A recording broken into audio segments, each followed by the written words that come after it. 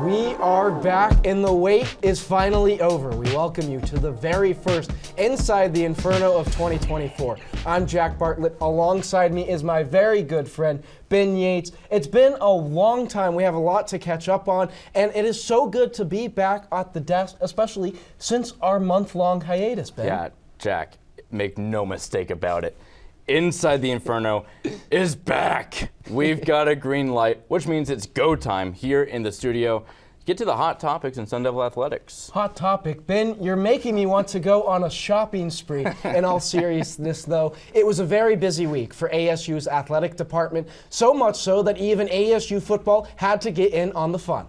Yeah, a new horizon dawns on the program of ASU football. Changes to the coaching staff and roster might give the Sun Devils the makeover they need. Our Lauren Evanetti has more on the off-season commotion. Listen, you guys, I know the college football season just wrapped up, but ASU head coach Kenny Dillingham has been putting in the work this offseason, signing one of the largest recruiting classes in the country. It's actually projected that Arizona State could potentially have a top 50 recruiting class nationwide. Dillingham has also been keeping busy on the transfer front, so let's talk about some of those headliners who will suit up in maroon and gold come this fall. Jason Brown, a four-star running back from Seattle, Washington, leads the group of recruits and should be an explosive addition to that Sun Devil offense. Standout quarterback Cole Martin transferred from Oregon a few days after the new year. Martin played in all 14 games as a true freshman for the Ducks, totaling 21 tackles and 1 interception on the season. Former USC wide receiver Raleek Brown also joins Dillingham's squad after 2 seasons with the Trojans. On top of that, Kamari Wilson, who was the #2 safety in the nation coming out of high school a year ago, transferred to ASU from the University of Florida. This group of fresh faces might be the start of a new era of Sun Devil football, and I can't wait to watch it all unfold. Thanks, Lauren. ASU football is set to kick off the 2024 season in Tempe on August 31st. From Mountain America Stadium, we move on over to their neighbors at DFA. After finishing non-conference play a game above 500, ASU men's hoops barely managed to put its head above the surface in the early going of the season.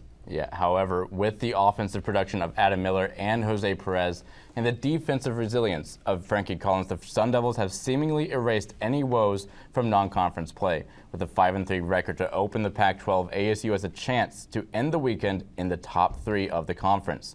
For more on the heroes of Bobby Hurley's squad, here's Adam Kunin. Thanks, Ben. ASU men's basketball is currently battling to earn a spot in this year's NCAA tournament. To get into the big dance, head coach Bobby Hurley needs to rely on some heroic play from the team's cornerstone players.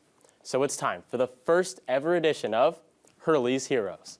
A Sun Devil who cranked up the heat with his recent play is senior transfer guard Jose Perez.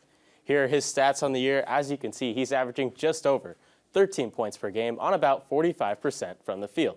He's really stepped up his game for the Sun Devils these past 3 games, just averaging over 17 points per game.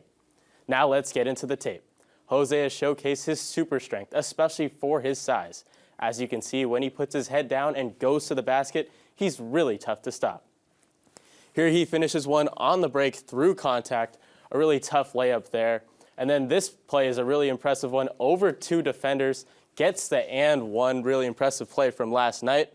But this is his bread and butter, back to the basket. You better bring your lunch pail because Jose Perez is ready to go to work. He bullies his way inside, gets the defender on the pump, and then finishes for 2. Now on this next play, I want to freeze it here. They're playing a little bit of zone defense. He sees that defender in the low post, but he also sees he has that isolation there with the one-on-one. So he's going to use his physicality to create some space and get that open jumper. That's just too easy for Jose looking like Hulk Perez. The defender is just too small in that instance. But even with the increase in production from Perez, Bobby Hurley must get more out of his stars if they want to reach the tournament. With last night's loss to Oregon, the margin for error is only slimming and the time is ticking on the Sun Devils. Back to you guys at the desk. Hey, thanks, Adam. It'll be interesting to see if the guys can hold on to that Pac-12 record until March. But now to the women's side of Sun Devils basketball. The team has seen a lot of struggles as of late, especially for senior guard and forward Maggie Besselink, who was injured all of last season and seems to now be out for the remainder of this season. Our very own Mahir Sinhasan has more on the effect this may have on the team. Thanks, Ben. The Sun Devils experienced a lot of highs and lows this past weekend in their trip to the Evergreen State. In the first game against Washington State, yes indeed, senior guard and forward Maggie Bessling did tear her ACL. That will keep her sidelined for the rest of the year, according to her head coach Natasha Adair. And to add some insult to the injury, the Sun Devils lost that game 79-64 to the Cougars. Arizona State finished up the weekend beating the Washington Huskies 73-65 to pick up its first conference win of the season. Sophomore guard Jalen Brown led the way with 34 points, which is tied for the second highest in a game by a Sun Devil this century. The Maroon and Gold are back home at Desert Financial Arena this weekend to host the Bay Area schools. First up, they will take on number 6 Stanford tonight at 6 p.m. The Cardinal are led by Tara Vanderveer, who became college basketball's winningest head coach 5 days ago. And then they will face the Cal Golden Bears Sunday at noon. Thanks, Mihir. Coach Adair and the Sun Devils tip off Friday night against Tara Vanderveer and the 6th-ranked Stanford Cardinal. Over onto the ice after winning the Adirondack Winter Invitational, head coach Greg Power's squad has struggled as of late, dropping 3 of its last 4 games. Inferno Intel reporter Lachlan McTagg joins us in the studio. Lachlan, the Sun Devils traveled to Lake Placid before coming back home for some close games against Harvard and Cornell. What did you see from Arizona State in those contests? Yeah, thanks, Jack. The boys have a well-deserved weekend away from the rink, so let's catch up on what happened since the Christmas break. Sun Devils went into Lake Placid to play in the Adirondack Hockey Challenge at the legendary Herb Brooks Arena, starting off with a 5-2 win over Clarkson. ASU had a date in the final with 18th-ranked Cornell as they would take that game in a shootout to claim the Adirondack Trophy, boosting their ranking from number 13 to number 12 in the nation. The following weekend, it was time for the Desert Hockey Classic at Mullet Arena. ASU opened on home turf with yet another 5-2 victory, this time over Harvard. They would follow that with an exciting 2-1 overtime victory, courtesy of Kyle Smolin, to keep the trophy in the desert. This would boost their ranking once again to 11th in the nation. The Sun Devils were set to face off against Cornell once again, this time back at Mullet, in what was a highly anticipated series as the Big Red held on to their 18th ranking in the nation. Game 1 saw ASU erase a 2-goal deficit in the third period to force overtime once again, but in the extra frame, Tyler Gratton was caught flat-footed and Ben Robertson ripped one by the blocker side of TJ Septenfelter to stun the Devils. In Game 2, the Big Red grabbed an early lead and wouldn't let go as they not only chased TJ Septenfelter, they dominated ASU 4-1. This is a huge blow to their post-Christmas momentum push as ASU was slipped back to 16th in the rankings right on the tournament bubble.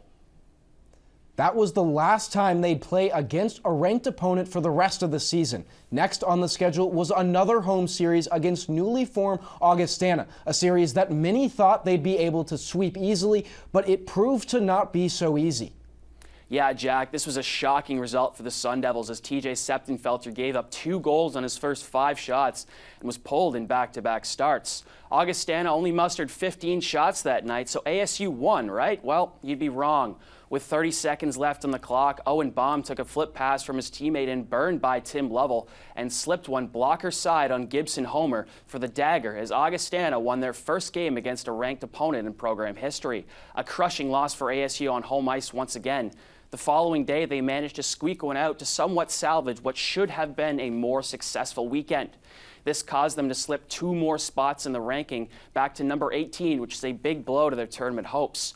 Going forward, there will be many question marks surrounding this team as an independent, but as the team is getting some much-needed rest and recovery, expect an incredibly desperate group moving forward as it's now or never for this team.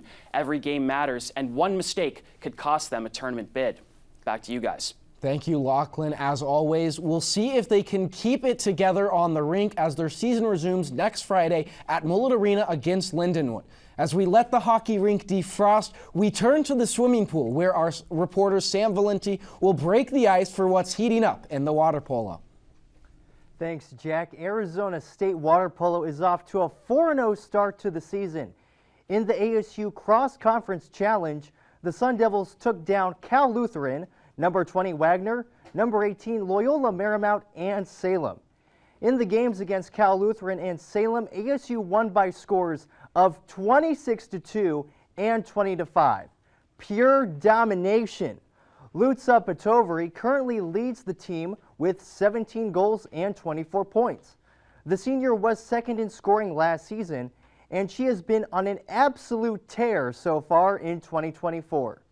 Next weekend, ASU will be in San Diego for the Triton Invitational. For Inferno Intel, I'm Sam Valenti. Have a golden day.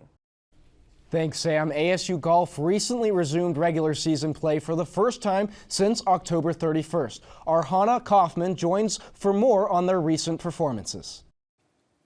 The Arizona State men's golf team participated in the Copper Cup on January 14th and 15th, which took place in Maricopa, Arizona to open their spring season. The team faced the University of Arizona on Sunday and the University of Southern California on Monday in a consolation match. ASU fell short to Arizona, losing 4.5 to 6.5, but the team defeated USC with an 8-3 win. The star sophomore Luke Potter went 4-0 in his matches of the tournament. He won 2 matches against Arizona and 2 matches against USC. Potter has made a tremendous impact on the team over the past year and a half. He has defeated Texas in the championship match of the CPC Invitational, shot par or better in all 3 rounds at the Ben Hogan Collegiate, shot an opening round even par at the Solly Players Championship, and appeared in all tournaments the Sun Devils participated in during the fall. There is definitely more to be seen of Potter. Freshman Connor Williams also notched a full point in the Copper Cup. He defeated USC in a singles match on Sunday. Williams has earned several accomplishments prior to attending ASU, such as being the CIF San Diego Section Player of the Year and the Southern California Junior Amateur Champion. The team is currently preparing to play in the National Invitational Tournament, which will be held this upcoming Monday and Tuesday in Tucson, Arizona. Thanks, Hannah. Let's chip it on over to the women's golf team, where Courtney DeWallaby has more on the return to their season. The Arizona State women's golf team kicked off the spring portion of their season at the Match in the Desert on Monday, finishing in 3rd place behind UCLA and Arizona. The most notable Sun Devil was senior Ashley Meny, who is leading the team in her final semester. She finished in 2nd place out of 34 golfers with a score of 66. Up next, they will head to California for the Therese Hessian Regional Challenge from February 4th to the 6th. Highlighting their last appearance in 2020, Olivia Mahaffey's exceptional performance secured a 2nd place finish with 3 consecutive rounds under par. The Sun Devils have won the Regional Challenge team title twice and will be looking to win their 3rd very soon. Back to you guys. Well, that does it for our crew on Inside the Inferno this week. Make sure to follow us on social media at Inferno Intel and go to our website at infernointelmedia.com. Ben, it was a privilege to be at the desk with you, and it's our first Yartlet call. Oh yeah, the first Yartlet call, and thank you to everyone who helped and contributed to these shows and everything that they put together. Again, first Yartlet call. I like that. Golden, I would say. A very golden day we're having at the studio. It's great, as always, to be here, and thank you for watching Inside the Inferno. We'll see you next time.